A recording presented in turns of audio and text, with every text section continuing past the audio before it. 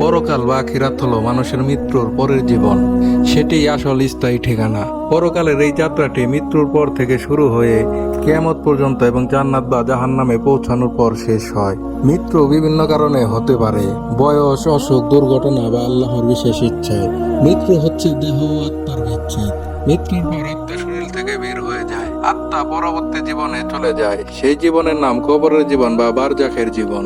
বারজাখ মৃত্যুর পরের ও কিয়ামতের আগের মধ্যবর্তী স্থান। বারজাখের জীবন কবরের জীবনের সাথে যুক্ত। এই জীবন কিয়ামতের দিন পর্যন্ত চলতে থাকবে।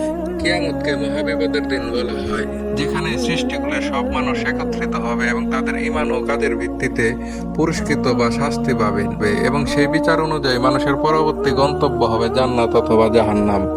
আর এই বিচার কাজটি শুরু হবে হাসরের মাঠে। আমলনামা দেওয়া, মিজান, পুলসিরাত, তার অনেকগুলো পরকালের ঘাঁটি রয়েছে।